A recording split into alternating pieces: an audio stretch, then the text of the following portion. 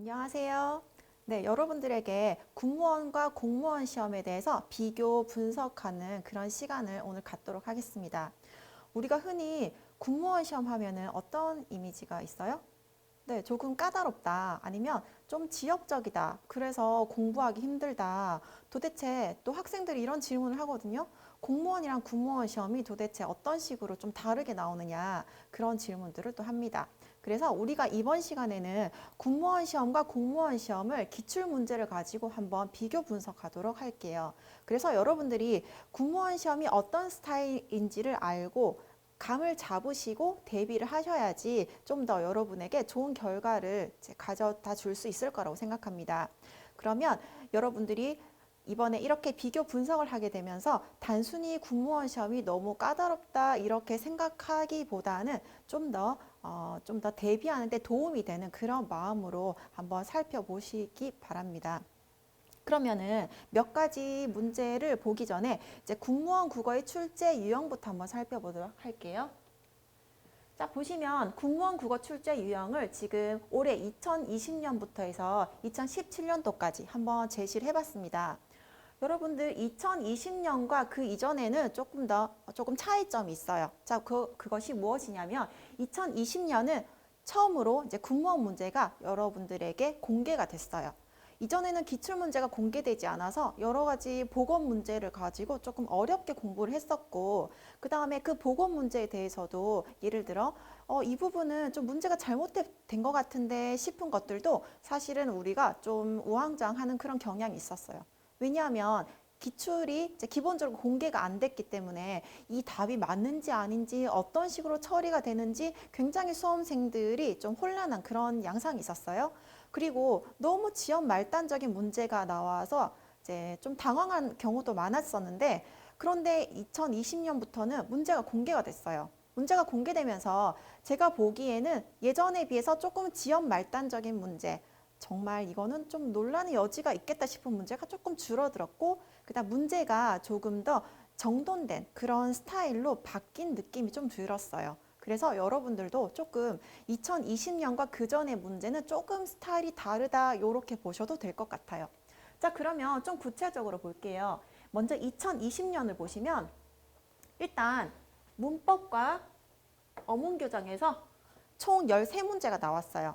우리 국문 문제가 총 25문제입니다.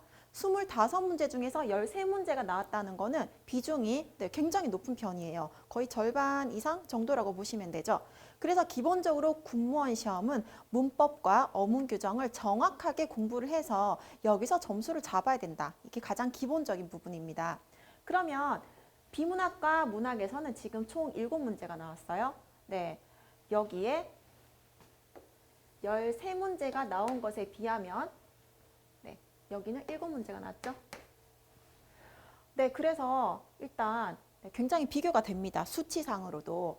그러면 2019년도를 한번 보도록 할게요. 2019년도는 여러분이 아시겠지만 총 2번의 시험이 있었어요. 1차, 2차 이렇게 있었는데 보시면 자, 2차 시험에서는 역시 문법과 어문 규정이 총 11문제가 나왔어요. 네, 올해보다는 조금 2문제 정도 비중이 줄어들었지만 그래도 역시 많은 비중을 차지하고 있고요. 그 다음에 문학과 비문학에서는 지금 11문제가 나왔어요. 네, 조금 문법과 어문 규정과 비슷한 수준으로 나온 것 같죠? 그 다음에 2019년도 1차 시험을 보면은 네, 이때는 고전 문법까지 같이 나왔어요. 그래서 총 15문항이 나왔습니다. 네, 올해보다 비중이 조금 더 높았어요. 그리고 문학과 비문학은 9문항이 나왔습니다. 네, 최근 2개년 문제만 보더라도 여러분들이 문법, 그 다음에 어문 교정에서 가장 많은 비중을 두고 있다라는 걸 알 수가 있습니다. 그리고 어휘나 한자 부분은 항상 이제 5문제 아니면은 3문제 네, 이런 식으로 지금 나오고 있어요. 그러면 나머지 부분이 문학과 비문학에서 나오고 있는데 지금 2020년도에는 비문학이 작년보다 재작년보다 조금 더 늘어났죠. 그렇지만 2017년에도 6문항이 나왔기 때문에 네, 크게 많이 큰 폭으로 변화가 있다라고 보기는 조금 어렵습니다.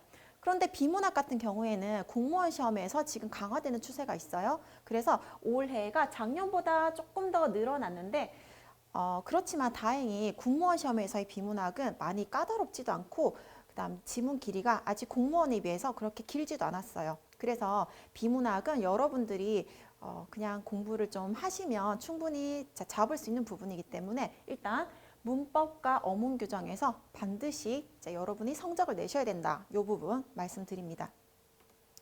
그러면 공무원 기출 출제 유형 한번 볼게요. 자, 아까 전에 우리 공무원 출제 유형과 비교했을 때 조금 다르죠. 자, 보시면은 문법 어문 규정에서 5문항이 나왔고요.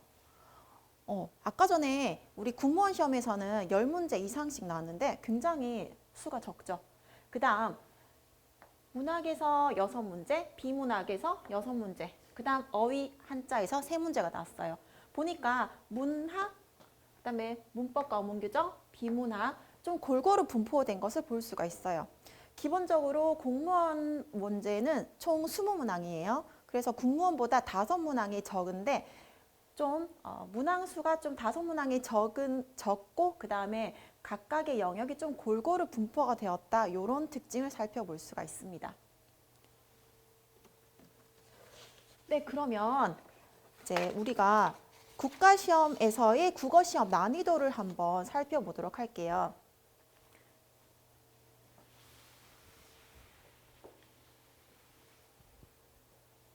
일단 이 부분은 순한 맛이라고 표현을 한번 해봤어요. 그 다음에 여기까지 오면 올수록 매운맛이다 라고 한번 표현을 해봤습니다. 자, 여러분들 보시면 일단은 지금 소방직이 순한 맛의 가장 앞부분에 나와 있어요. 네, 실제로 소방직은 문제가 조금 쉽다고 볼 수가 있어요.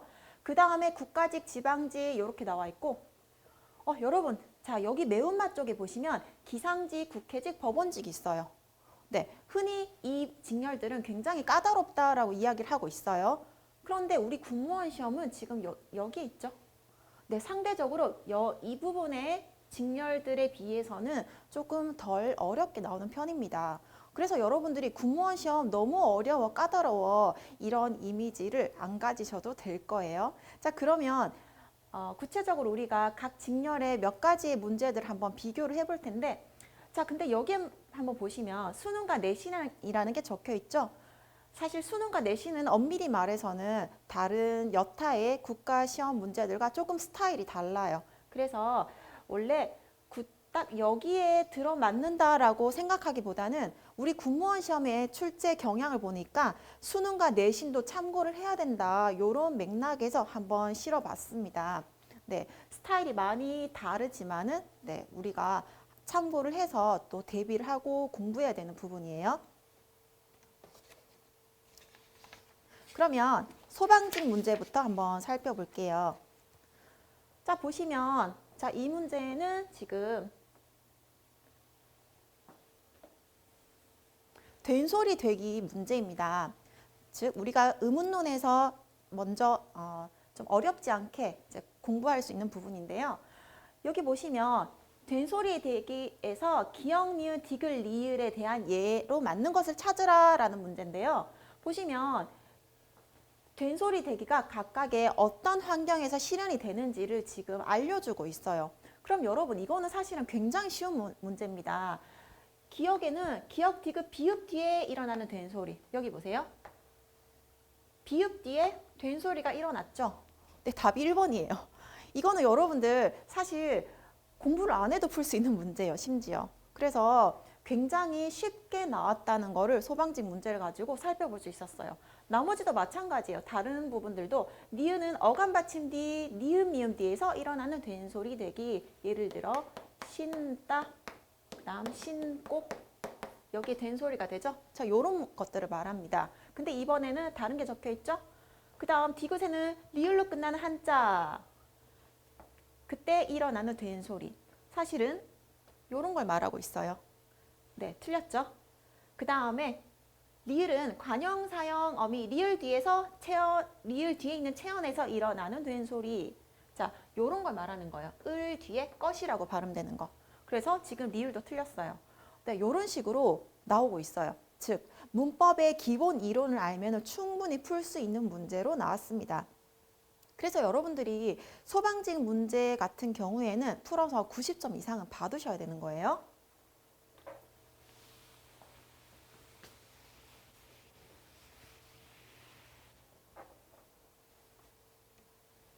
그 다음은 국가직 지방직 문제입니다. 네, 그 중에서도 지방직 문제를 하나 들고 왔는데요.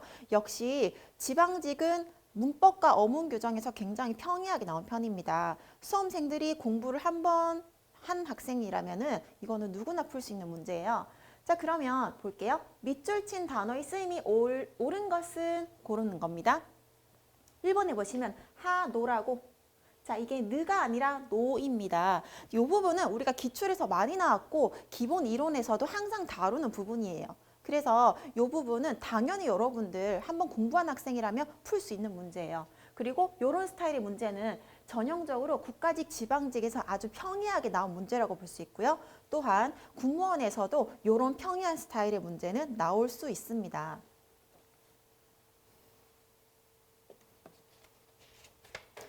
네, 또 이번에는 기상직 문제를 한번 살펴볼게요. 기상직 문제, 아까 전에 우리가 순한 맛, 매운맛의 그 표를 봤을 때 그래프에서 가장 매운맛 쪽에 있었던 게 기상직 있었어요. 그러면 기상직 문제의 스타일 한번 보도록 할게요. 보시면 외래어 표기법 규정에 맞는 단어로만 짝지어진 것은, 네, 외래어 표기법도 사실 잘 나오는 영역인데요. 그런데 보시면 1번 그라나다. 그라나다? 여러분들 이런 나라 지명을 평소에 쓸 일 있어요? 그렇죠? 잘 없죠. 그 다음에 포르투갈, 그 다음 3번에 싱가포르, 베네수엘라인지 주엘라인지 지금 이것을 찾으라는 문제인데 역시 우리가 일상에서 잘 쓰지 않는 나라의 이름이에요. 그리고 4번 IT, 아랍에미리트. 네, 이런 나라들. 자, 보시면은 외래어 표기법 문제는 보통은 우리가 공무원이나 군무원에서는 이런 식의 지명 문제는 굉장히 까다로운 편에 속합니다. 그렇죠, 여러분. 일상에서 우리가 그라나다나 그냥 베네수엘라? 네, 이런 나라의 지명을 얼마나 많이 사용하나요? 거의 사용하지 않죠. 그래서 이렇게 일상에서 잘 사용하지 않는 이런 지명들까지 다 공부를 해야지 풀 수 있는 문제가 나왔다는 거죠. 한마디로 기상직은 좀 꼬아서 나오거나 아니면 틀리기 쉬운 문제가 나온다. 이렇게 보시면 돼요. 사실 우리가 보통 공무원이나 공무원 시험에 나오는 것들이 아울렛인지 아니면 아울렛인지, 자, 이게 맞는지 틀린지 이런 식으로 찾는 문제의 스타일들이 나온다는 거예요. 자, 이런 것들은 우리가 지금 일상에서 쓰는 말이잖아요. 그렇죠? 그래서 일상에서 쓰는 말을 가지고 내는 거는 사실은 실용성 측면에서도 굉장히 좋은 부분이에요. 그런데 기상직은 그렇지 않다라는 거 한번 봤습니다. 그다음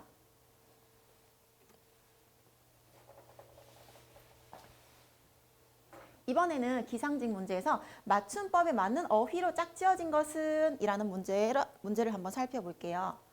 자, 지금 1, 2, 3, 4번에 굉장히 많은 단어들이 나와 있어요.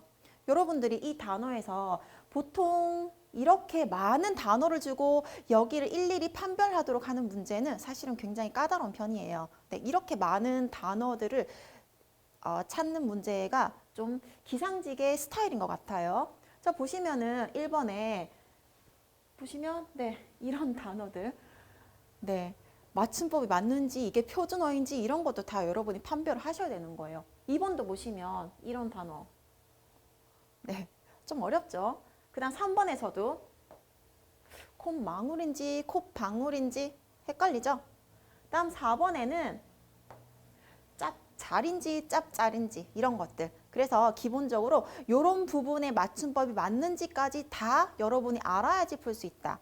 역시 기상직은 꼬아서 나오거나 아니면 틀리기 쉬운 문제를 이런 식으로 내고 있다라는 걸 알 수 있어요.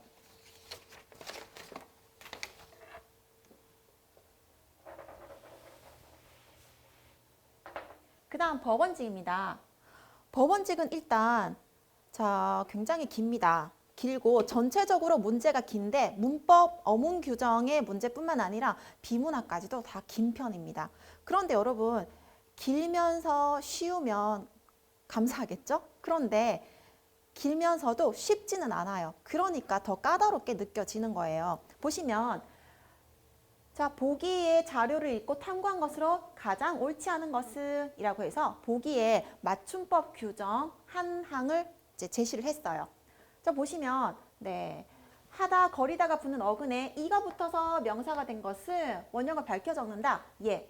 그런데 붙임에서는 하다 거리다가 붙을 수 없는 어근에 이나 다른 게 붙었을 때 원형을 밝혀 적지 않는다. 얘가 나오죠.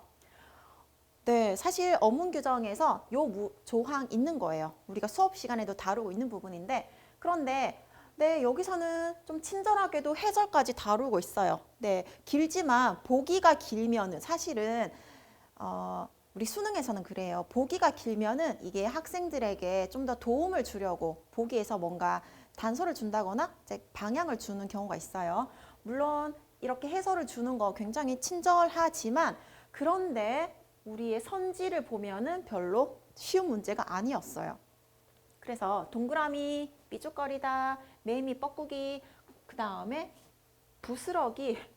네, 이런 말들이 지금 여기에 각각 이제 이 조항 또는 붙임에서 이제 어떻게 적용이 되는지를 다 알아야 되는 건데 사실 이 부분 굉장히 까다로운 문제였습니다. 그래서 법원직은 길면서도 까다롭다라는 특징이 있어요.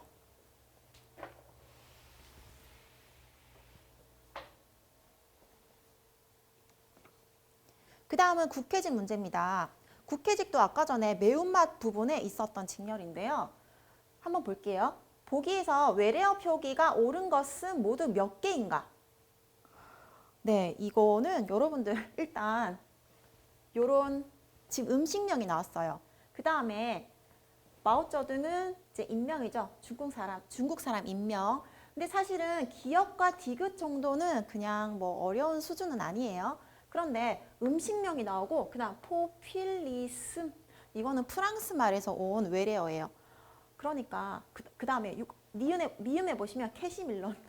캐시밀론이 도대체 뭐죠? 네, 당연히 모르는 사람들 굉장히 많을 건데 그런데 이런 외래어 표기가 옳은지 틀린지 전부 다 여러분이 판별을 해야 된다는 거예요. 그래서 음식명이 나오고 프랑스에서 온 그런 외래어에 대한 표기법까지 여러분이 다 알아야지 문제 풀 수 있다는 거예요. 한마디로 문제가 좀 황당했어요. 그리고 좀 더 깊이 있게 공부해야지 풀 수 있는 그런 문제들이었어요. 역시 국회직 문제가 쉽지 않구나라는 거 알 수 있었죠.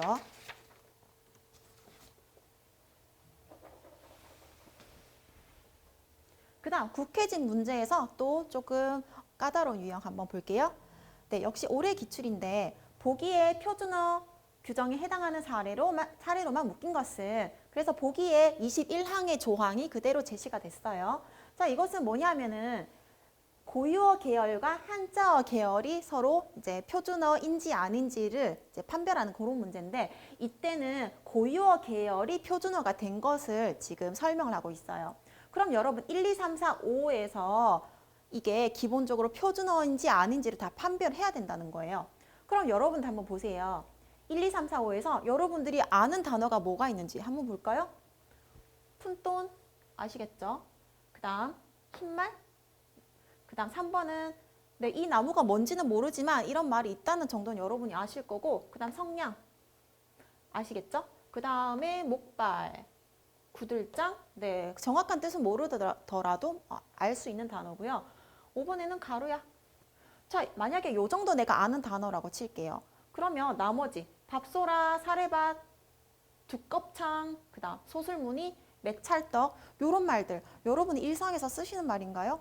아니죠. 그런데 지금 사실 요게 표준어 규정에서 이제 예시로 다루는 단어들이긴 해요.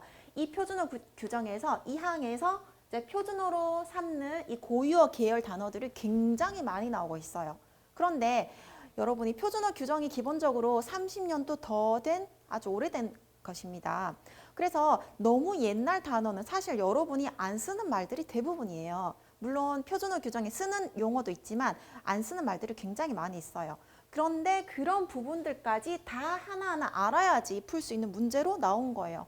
그러니까 굉장히 어려운 수준이죠. 그러면 드디어 군무원 시험 문제 유형을 살펴보도록 할게요. 자, 이것은 올해 문법 문제로 나온 건데요. 사동사와 피동사를 만드는 형태와 방식이 다른 것은 이라고 문제가 나왔어요. 우리가 사실 사동과 피동은 문법에서 아주 기본적으로 다루는 내용이에요. 그런데 이런 스타일의 문제가 기존에 없었기 때문에 처음에 보고 좀 많이 당황했던 거예요. 이게 어려운 문제는 아니에요. 여러분들이 사실 여기선 지금 친절하게 사동사, 피동사의 사전적 정의를 제시를 해주고 있어요. 그런데 사실은 이런 정의 같은 거 별로 제시 안 해도 괜찮아요. 네, 여러분들에게 요 각각의 선지의 말들을 가지고 각각 사동과 피동형을 만들어서 이 문제를 풀라는 뜻이에요. 그래서 어려운 문제는 아니었지만 기존에 없었던 문제였기 때문에 좀 당황스러운 문제였다. 이렇게 이제 판단을 할 수가 있어요. 그 다음 역시 올해 문제인데요. 밑줄 친 의 중에서 기쁨의 열매와 쓰임이 같은 것은 네, 이것도 약간 황당한 문제였어요. 왜냐하면 특이한 유형인데 이때까지 중2의의 경우에는 중의성 문제로 많이 나왔어요. 실제로 의를 공부할 때 기본서에서도 중의성 문제로 많이 다루고 있었어요. 예를 들면 아버지의 그림 하면 아버지가 그린 그림 또는 아버지를 그린 그림 또는 아버지가 소유한 그림 이런 식으로 중의성이 발생하죠. 그런데 이때 나타난 의 문제는 그런 중의성 문제가 아니라는 거예요. 그래서 이 의가 주어 서술어 구조로 해석이 되는지 등 이런 것들을 알고 풀어야 되는 문제였어요. 그럼 이거는 이때까지 다른 직렬 시험에서도 이런 문제는 찾아보기 힘들었어요. 근데 이게 보니까 내신 유형의 문제였어요. 그래서 우리가 내신 유형의 문제도 군무원 공부할 때는 충분히 좀 다뤄줘야 되는구나 이런 생각을 들게 했던 문제입니다.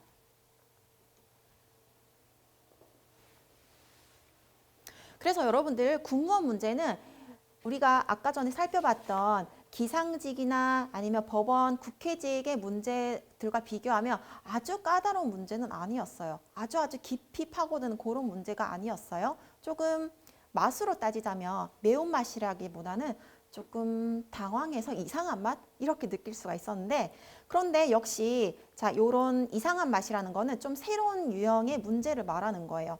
그러면 매운맛 이신 것 같지만 사실은 기존 스타일이 아니어서 조금 새로운 유형의 문제였다. 그럼 우리가 신유형의 문제를 대비를 해야 된다는 것입니다. 그리고 군무원 유형의 문제. 네, 이런 것들 기존에 나왔던 문제들 또 보시면 우리가 아까 전에 지방직 문제 같은 거는 충분히 군무원에서도 나왔고 또 앞으로도 나올 만한 평이한 문제였어요. 그런 평이한 문제, 기출된 문제들 플러스 신유형의 문제들까지 다 다루어야 된다는 겁니다. 그렇게 해서 완벽하게 시험 대비를 할 수가 있어요. 우리가 2021년 군무원 시험이 아마 아직 확정이 안 됐지만 예를 들어 6월 정도에 본다고 하면 네, 그 기간까지 우리가 신유형과 군무원 유형의 문제를 완벽하게 준비해서 잘 치르도록 해야 되겠지요. 네. OT 강의 들어주셔서 감사하고 이 강의가 여러분들이 군무원 시험의 감을 잡고 방향을 잡는 데 도움이 되시길 바랍니다. 감사합니다.